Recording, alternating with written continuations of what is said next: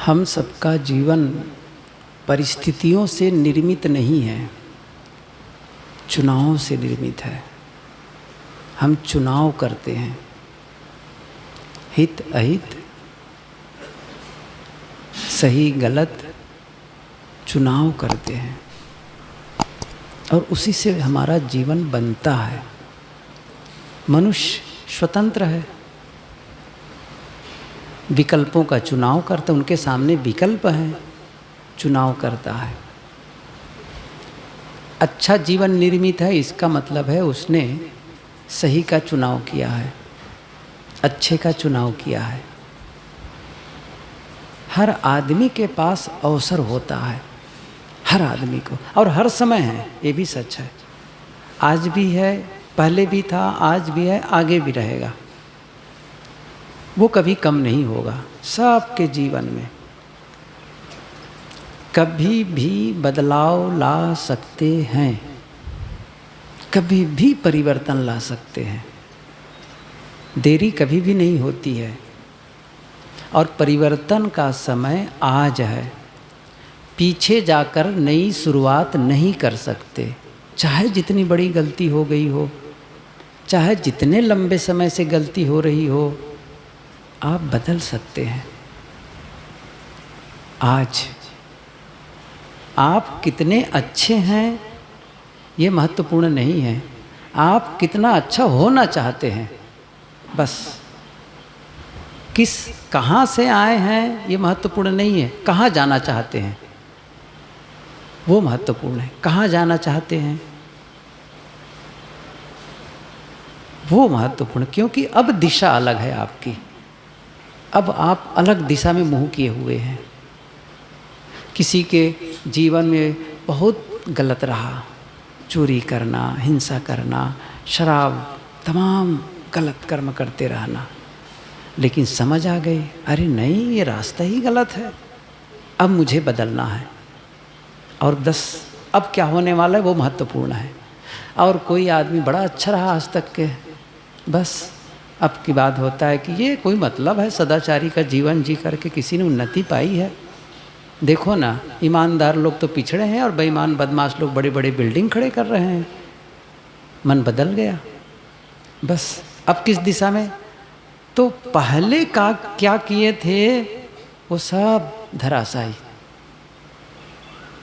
अच्छे जब आप आज से गलत करने लगते हैं तो पहले का अच्छा किया हुआ भी गलत हो गया, उसका कोई मतलब नहीं निकला। ऐसे ही आज से जब अच्छा करने लगेंगे तो पहले की गलतियों का भी कोई मतलब नहीं है, वो भी वहीं समाप्त हो गया। कहाँ जाना चाहते हैं, कहाँ से आए हैं ये सेकेंडरी है, कहाँ जाना चाहते हैं वो महत्वपूर्ण है। कैसा जीवन निर्मित करना चाहते हैं। और मैंने कहा ना, चुनाव, आप चुनाव करते हैं। तो आप यदि चुनाव करते हैं कि मैं आज से अच्छा जीवन जीऊँगा, पवित्र मन वाला बनूँगा, निर्मल मन वाला बनूँगा, जीवन को मैं ऊपर की ओर उठाऊँगा, ऊंचाई की ओर ले जाऊँगा, आत्मोन्नति करूँगा। और ऐसा जब संकल्प लेते हैं ना, बदलाव वहीं से तो आता है, निर्णय सहित बदलाव आता है। कहाँ से आएगा? शुरुआत तो यहीं से होती है। हम में से कितने लोग संकल्प लेते हैं इस बात के लिए? बहुत कम लोग। अच्छा, संकल्प लेते हैं, लेकिन हमारा संकल्प भी ऐसा है, जनवरी आने वाला है मान लो, होता है ना ऐसे ही, 1 जनवरी को मॉर्निंग वॉक शुरू करूँगा, 1 जनवरी को ध्यान से शुरू करो, ध्यान में बैठना, रोज़ रोज़ अच्छी पुस्तकें पढ़ूँगा 1 जनवरी को, या दीपावली मान लो, चलो बेस्ता बरस, गुजराती में बेस्ता बरस से सही है। तो जनवरी में जो संकल्प लेते हैं ना, वह संकल्प फरवरी का भी मुंह नहीं देख पाता है, बस खत्म हो जाता है। कैसे बदलेगा? हम स्टेबल नहीं रह पाते, स्थिर नहीं रह पाते हैं। संकल्प लिए, फिर कुछ दिन बाद बदलना बड़ा कठिन है भाई, ऐसा थोड़ी है कि बदल जाएगा, मेहनत है, मुश्किल है, और मेरे से तो मुश्किल ही लगता है, नहीं हो पाएगा। बस ये जो निराशा है ना मन में, बस यही गड़बड़ होता है। नहीं, मुझे बदलना है। तो बात यहाँ पर यह है कि जब आप निर्णय लेते हैं तो फिर कहाँ बदलेंगे, कैसे बदलेंगे। और मैंने कहा था ना कुछ देर पहले कि जब कोई सडनली ऐसा कुछ घटना घटे, ऐसे कुछ परिस्थिति निर्मित हो और आप नहीं चाहते कि वो आपके क्रोध ना आए, आप चाहते हैं आपके मुंह आपके शब्द सही निकले, आप ये चाहते हैं, आप उस परिस्थिति में भी शांत रहें, ये आप चाहते हैं। लेकिन परिस्थिति आने पर तो आप संभाल नहीं पाते, तब क्या करना होगा। और इसी के लिए कहा जाता है आप पहले करें। ये जो भजन और साधना की जो चर्चा चलती है, क्यों? गुरुदेव जी कहा करते थे स्वाध्याय, अध्ययन करो, ध्यान करो, चिंतन करो, मनन करो। ये चिंतन और मनन यही है बिल्ड करना, जीवन को बिल्ड करना। जैसे बिल्डिंग बनाते क्या करते, एक एक ईंट रखते चले जाते हैं, है ना, एक एक ईंट रखते चले जाते हैं। और जब आप शुरू करते हैं ना, जब किसी भवन को बनाने के लिए, तब तो पहले जो नींव होता है ना उसको भरते रहते हैं, होता है ना। तो फिर आप देखेंगे कि इतना मैंने इसमें इतने मटेरियल डाल दिए, इतने इसमें सीमेंट, गिट्टी, बालू और ईंटें सब डाल दिए, लेकिन अभी तक तो मकान ऊपर उठा ही नहीं है। तो क्या होगा? जरूरी नहीं है क्या? प्रारंभ में आपको पता नहीं चलेगा, काम करते हैं लेकिन फिर भी आपको नहीं लगेगा कि सचमुच मैं ऊपर उठ रहा हूँ, सचमुच अच्छा हो रहा है। और मैंने कहा था ना, परसों ही कहा था शायद, कि परिणाम दिखे बगैर काम करना है। जब हम एक पौधा रोपते हैं या एक बीज डालते हैं, तो जैसे आज बीज डाले और कल पौधा बन जाए, वो तो बच्चों वाली बात है ना। बच्चे आम खाए, बीज को बो दिए, नीचे लगा दिए गोही, और शाम तक देखे उगा कि नहीं उगा है, फिर अगले दिन देखे, फिर दूसरे दिन देखे, उगेगा? ढक दो बस, ढक दो, काम करो बस। पर इसलिए कहते हैं ना, कर्म किए जा फल की इच्छा मत कर। सुने ना इसको, आप कर्म करो, फल की इच्छा मत करो। हमेशा फल परिणाम पे ही ध्यान रहेगा तो काम कब करोगे भाई? काम करो, परिणाम तो मिलना ही है। सही दिशा में चलेंगे तो मंजिल पहुंचेंगे ही। तय कर लो ये दिशा सही है और तरीका सही है, चल पड़ो, चलते रहो, चलते रहो, चलते रहो। गुरुदेव जी कहा करते थे, मंजिल में पहुंचना हो, अपने गंतव्य तक पहुंचना हो तो दो शर्त है, रुके ना, लौटे ना। रुके ना, रुक गए तो पहुंचेंगे कैसे? रुक जाना मतलब जो साधना कर रहे थे उसको छोड़ देना। लौटे ना और लौट गए, उल्टा करने लग गए, तब तो और बंठा ढार है।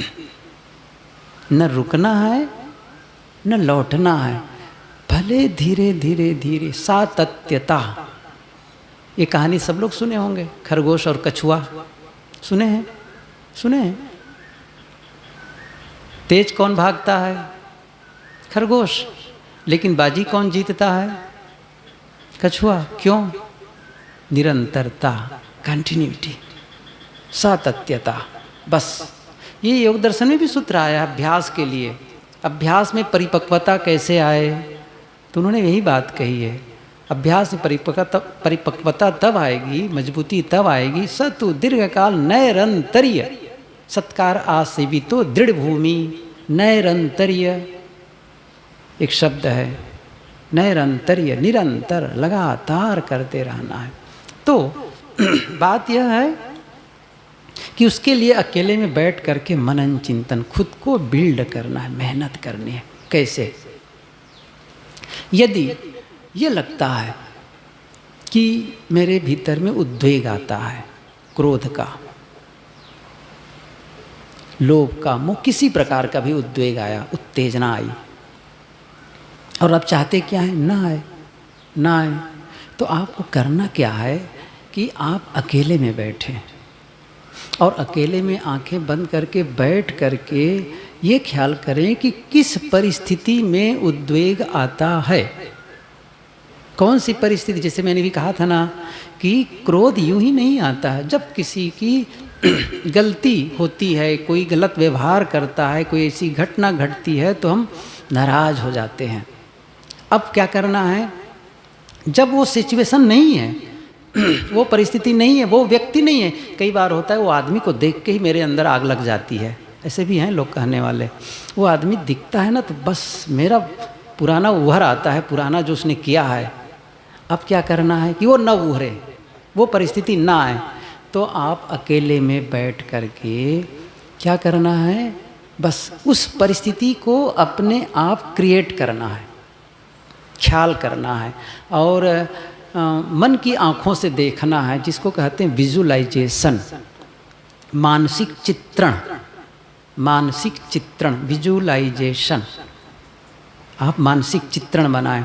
अकेले में बैठ गए और उस व्यक्ति को आते हुए देखे और उनके मुंह से कटु शब्द भी निकलते हुए सुने, ख्याल करते जाइए।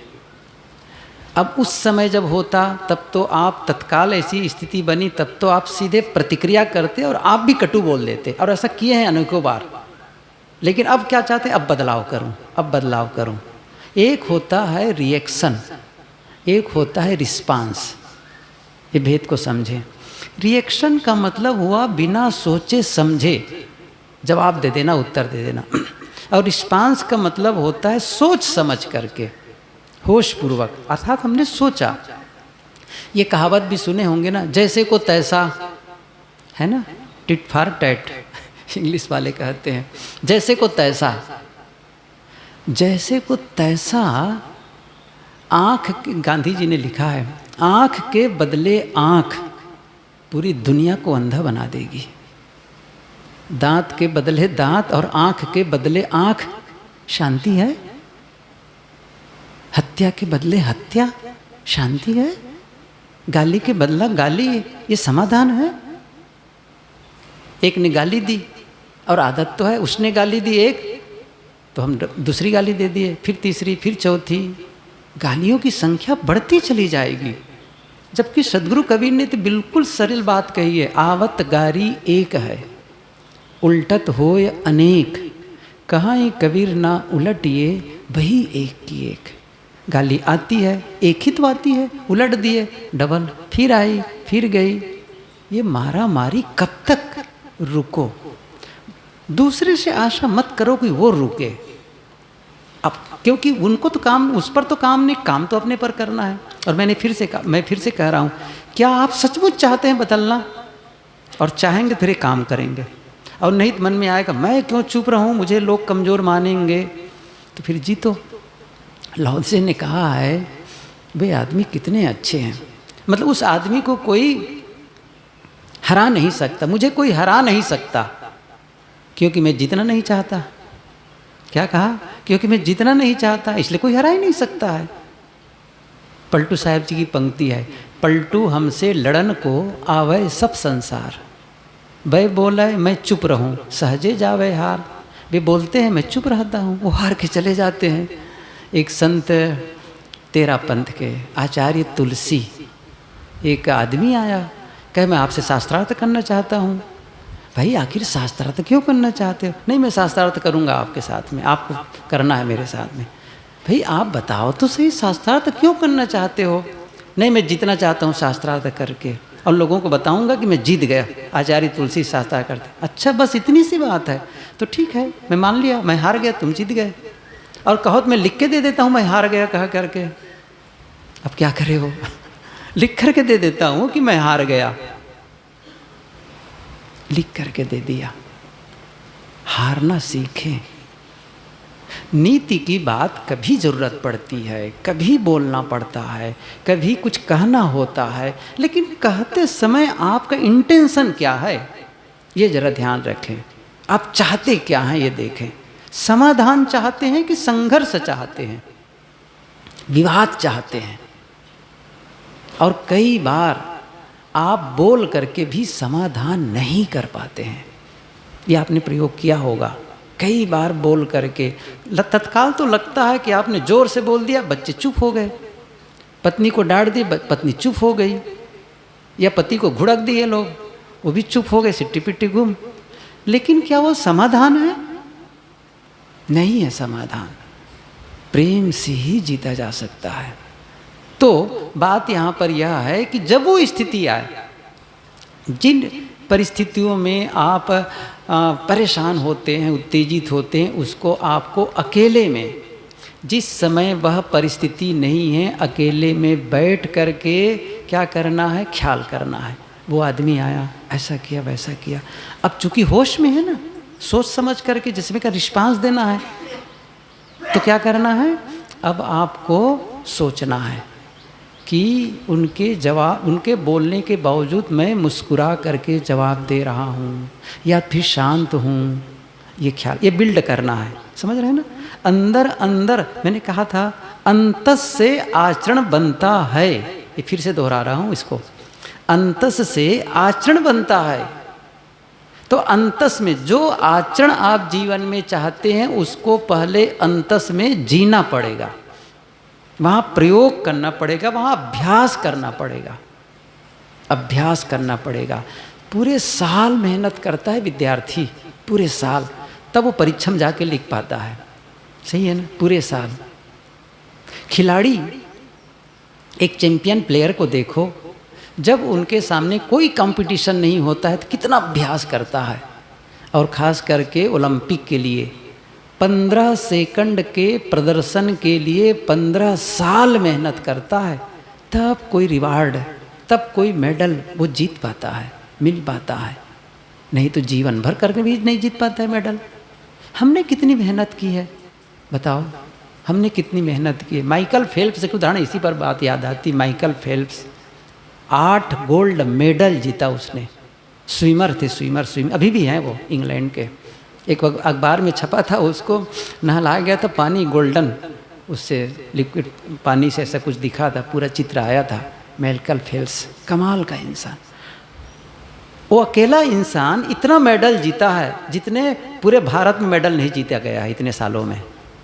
ये उनके लिए मैं बताना चाहता हूँ, अकेले जितना वो मेडल जीता है ओलंपिक में, पूरे भारत के खिलाड़ी मिलकर नहीं जीते मेडल ओलंपिक में आज तक, वो माइकल फेल्प्स। लेकिन वो 8 गोल्ड मेडल एक ओलंपिक में जीता, आज तक किसी ने नहीं किया। उसके पहले 7, मार्क फिश ने 7 गोल्ड मेडल जीता था, उन्हीं के लिए बात है। तो जब 7 गोल्ड मेडल जीते तो पत्रकार लोग आए और सब आए, कहने लगे आप यू आर लक्की मैन, कहा भगवान की बड़ी कृपा है आप पर। उनको बहुत खराब लगा, कहीं इधर आओ। उसने कहा मैं पता है 4 साल पहले मेक्सिको या कहीं पर शायद हुआ था, वो ख्याल नहीं इस समय, वहाँ पर ये ओलंपिक हुआ था, 3 गोल्ड मेडल जीता था, 3 गोल्ड मेडल। मैं खुश था लेकिन मैं नाराज़ था। 3 गोल्ड मेडल का मिलना बड़ी बात है, लेकिन फिर भी नाराज़ था, मुझे और चाहिए था। और मैंने क्या किया इन 4 सालों में, 10,000 घंटे, कितना, 10,000 घंटे मैंने पानी में तैरने का अभ्यास किया है। और उसने कहा यदि आपका गणित सही है तो 10,000 घंटे का मतलब है 4 साल में प्रति साल 2,500 घंटे, 2,500 घंटे। और गणित सही है तो रोज 8 घंटे बिना रविवार भी नागा नहीं किया, रोज 8 घंटे में पानी में तैरता रहा, मेहनत करता रहा। और उसने कहा 4 घंटे भी रोज पानी में बैठे तुम्हारा जिस्म सिकुड़ जाएगा। और मैंने रोज 8 घंटा तैरा और मेहनत की, और फिर 7 गोल्ड मेडल जीता, और कह रहे तुम भाग्यशाली हो। मैंने मेहनत की है तब वो स्थिति आई है। हम लोग कितनी मेहनत करते हैं बताओ, और क्या चाहते हैं, उससे भी बड़ा मेडल, गहरी शांति, आत्मदर्शन चाहते कि नहीं चाहते हैं? सबसे बड़ा मेडल है या भगवान मिल जाए, योग्यता है, योग्यता है। क्या हमने योग्यता विकसित की है? आप में कौन सी ऐसी योग्यता है जिससे भगवान आपके पास आ जाए? हमने कौन सी ऐसी योग्यता निर्मित कर ली कि हम आत्म साक्षात्कार कर लें? ऐसा है? आप देखो तो अंतस को झांक करके कितने कचड़े भरे हैं इसमें। एक विदेशी पत्रकार ने ही कहा था कि हमें लोग जेंटिलमैन कहते हैं, सज्जन, साधु, यदि हमारे अंतस को जान जाए ना, तो हम में से कई लोग हैं जिनको फांसी की सज़ा हो जानी चाहिए। ऐसे ऐसे होते हैं और कह रहे हैं मैं आत्म साक्षात्कार का अधिकारी हूँ, है नहीं। अच्छा, खुद पर विश्वास नहीं। मैं सच बताऊँ ना, जब अकेले बैठूँ मैं और मैं पूछूँ सचमुच मेरे में योग्यता है कि मैं आत्मदर्शन कर सकूँ, मोक्ष का अधिकारी हूँ, तो अंदर वाला ही रिजेक्ट कर दे, बिल्कुल नहीं, तुम्हारे अंदर गंदगी है, सीधी सी बात है। मैं खुद ही विश्वास नहीं कर पा रहा हूँ अपने लिए, तो फिर मोक्ष कैसे मेरे लिए मुझे स्वीकार करेगा? नहीं कर सकता है। और उस पर तो मैं काम ही नहीं कर रहा हूँ, तो कैसे बनेगा? वही मैं बता रहा हूँ। एक एक चीज़ पर काम करें, छोटी छोटी चीज़ों पर ऐसे हथौड़ी लेकर के ठोकता है ना मूर्तिकार, वैसे ही गढ़ना और छिलना है अपने को। तो ये बात जो आया कि मन में आया कि क्रोध आया, और अंदर से आप कह रहे हैं मैं मीठे स्वर में बिल्कुल प्रेम से जवाब दे रहा हूँ, प्रेम से। और ऐसा आप कई बार कर रहे हैं, रोज़ साधना करते हैं, क्रोध करता है, परिस्थिति बिगड़ती है, बच्चे इस प्रकार व्यवहार करते, पत्नी वैसे व्यवहार करती, ऑफिस में वैसा होता, मैं नाराज़ हो जाता हूँ। लेकिन उस सारी परिस्थिति को आप अकेले में कुछ मिनट के लिए निर्मित किए और उसको आप देख रहे हैं। शांति से जवाब देना, मीठे शब्दों में जवाब देना, आप अपने आप में दे रहे हैं, वैसा दे रहे हैं जवाब, मीठे शब्दों में शांति से मौन होकर के रह रहे हैं, सह रहे हैं, शांत शांत, बार बार 1 दिन 2 दिन 10 दिन 20 दिन 40 दिन करते रहें। क्या होगा? बदल रहे हैं ना भीतर से। अब वो प्रकट होगा, अंतस में जो आपने इकट्ठा किया है ना, वो प्रकट होगा आचरण में। ये निर्माण करना होता है। आप निर्माण ही नहीं करेंगे भीतर में, कैसे बदल जाएगा? भला बताओ तो सही, कैसे बदल जाएगा? जब देखते हैं कि हर समय दोष देखना, बच्चों का दोष, उनका दोष, मन में होता है सचमुच इससे क्या फ़ायदा हुआ है? नहीं, मुझे लोगों का गुण देखना है। ख्याल करो, बैठो, कहीं भी तो लिख लो अपने कागज़ में लेकर के, यहाँ पर लिख लो कि भाई कौन कौन से गुण हैं, ज़रा देखूँ तो सही उसमें। ठीक है, बुराइयाँ भी हैं, लेकिन गुण भी तो देखूँ मैं। निर्मित करो अकेले में। ये जब बदलाव करेंगे तब आएगा। जैसे मैं एक और उदाहरण दूँ आपको। मैं स्टेशन गया, रेलवे स्टेशन, 2 तरीका है इसका। रेलवे स्टेशन गया तो पता चला कि ट्रेन 2 घंटे लेट है। 2 घंटे लेट है तो मन में क्या हुआ, देखो न सही, ये रेलवे वालों को तो किसी के समय की चिंता ही नहीं है, जब देखो तब लेट कर देते हैं। और बस मन बड़बड़ा रहा है। पूरे रेलवे कर्मचारियों को नाराज़, उसके लिए नाराज़, उनको गाली निकला, और यहाँ तक रेलवे मिनिस्टर तक के, मोदी तक को नाराज़ हो गया। पता नहीं कैसे मिनिस्ट्री इन्होंने तैयार की है, पूरा स्ट्रक्चर के लिए नाराज बैठा।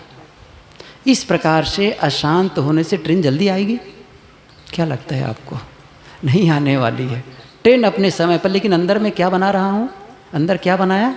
आग भरा, विकार भरा, कोई फ़ायदा नहीं हुआ। एक दूसरा तरीका क्या है? गया, पता चला 2 घंटे लेट, अच्छा कोई बात नहीं है। कहीं पर मैं बैठने की जगह देख लिया, बैठ गया, झोली से पुस्तक निकाला, पढ़ने लगा, या मोबाइल निकाला, कोई प्रवचन सुना, कोई संगीत सुना, या चुपचाप यूं ही आँख बंद करके बैठ गया, कोई बात नहीं है, शांत, आने दो। चुपचाप बैठा रहा, बिना किसी प्रकार किसी के लिए नाराज हुए, शांत बैठा। ट्रेन आ गई, बैठ गया, चला गया। कौन सा तरीका अच्छा है? कौन सा तरीका अच्छा है? पहले वाला कि दूसरा वाला? बताओ। दूसरा वाला? अच्छा, करते क्या है? दूसरा वाला सही है, वो तो मैं भी जानता हूँ। करते क्या है? अब वही करते हैं, क्योंकि वही आज तक करते आए हैं। संभावना किसकी ज़्यादा है बताओ? यदि आप लगातार 20 साल से क्रोध करते आए हैं, ख्याल करिए, तो होगा क्या? आप सुबह उठे और आपके नीचे, आपके बिस्तर के नीचे वो चप्पल रखी है, पहन करके निकलते थे, लेकिन जब सुबह उठे तो चप्पल गायब। आप क्या करेंगे बताइए?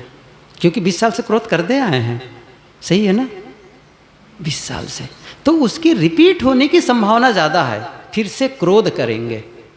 लेकिन आपने उस स्थिति में भी शांत रहने का अभ्यास कर लिया है, ऐसी परिस्थिति में भी आप चुप रहने का, मौन रहने का अभ्यास कर लिया है, तो क्या होगा?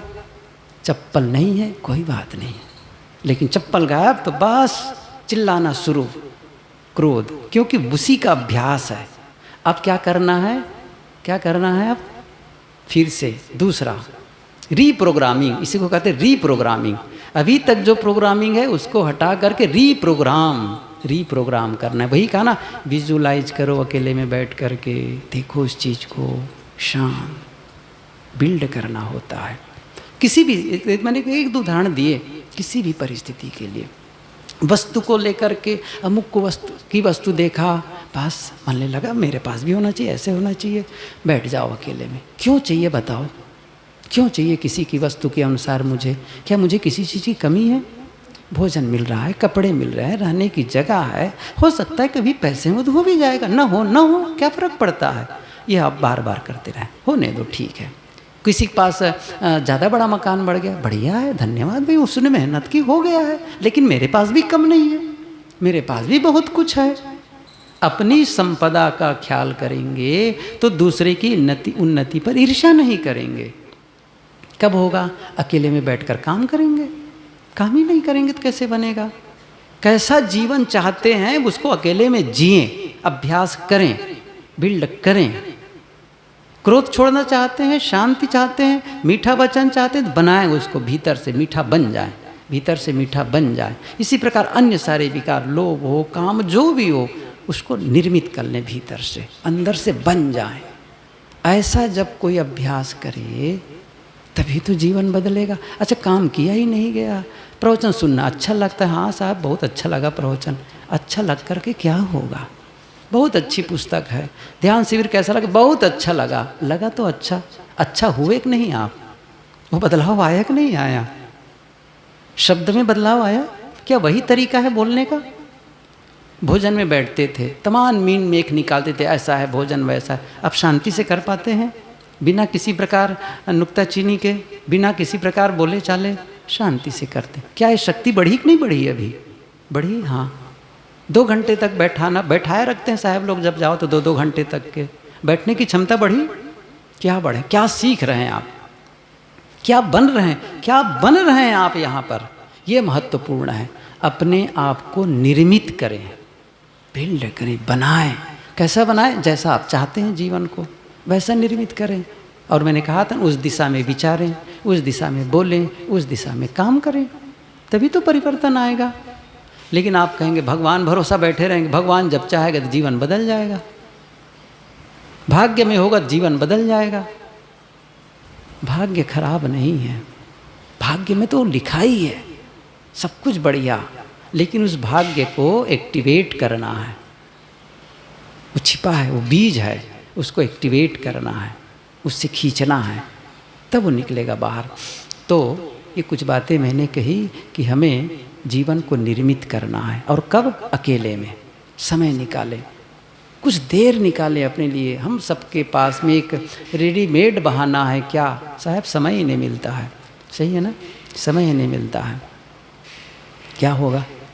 समय नहीं मिलेगा तो, और जब समय आ जाएगा तब उसका समय पूरा हुआ, अब क्या होगा? सब कुछ छोड़कर आएगा जब ले बुलावा हरि का, छोड़कर सब कुछ जाना पड़ेगा। इसलिए जाने के पहले वह कर लें जिसके लिए जीवन मिला है। प्रयोग करें, हृदय एक प्रयोगशाला, हृदय में प्रयोग। एक अच्छा पिता बनना चाहते हैं, बैठ जाओ अकेले, देखो बच्चों को चारों तरफ घूम रहे हैं, देखो बच्चे को साथ खेल रहा हूँ, बच्चे उधमबान भी कर रहे हैं, फिर भी शांति से जवाब दे रहा हूँ, प्रश्न कर रहे हैं, उत्तर दे रहा हूँ बड़े मीठे शब्दों में। वो गलतियाँ भी कर रहे हैं, फिर भी उनके साथ में बढ़िया से व्यवहार कर रहा हूँ। अंदर से बनो उस चीज़ को, करो उस चीज़ को। और सचमुच जब बच्चे के साथ में ऐसा आप पहले से अकेले में वो काम कर लिए, तो बच्चों के साथ कैसा व्यवहार होगा? कई दिनों से करते आ रहे हैं, तो आपने भीतर निर्मित कर लिया है, प्रोग्रामिंग कर लिया है, और वो बाहर आएगा आचरण में। मैंने क्या कहा? अंतस से आचरण बनता है। तो पहले अंतस में जीना है, जो आचरण में दिखे उसको। और इसके लिए कुछ तरीके मैंने बताए। आओ बैठें, फिर से साधना करें, ध्यान करें। अंतस की शुद्धता, आंतरिक पवित्रता, इस पर ख्याल करें। कल्मश न हो, विकृत न हो, शांत। पहला नुकसान खुद को होता है। मैं क्यों अपना नुकसान करूं? नहीं,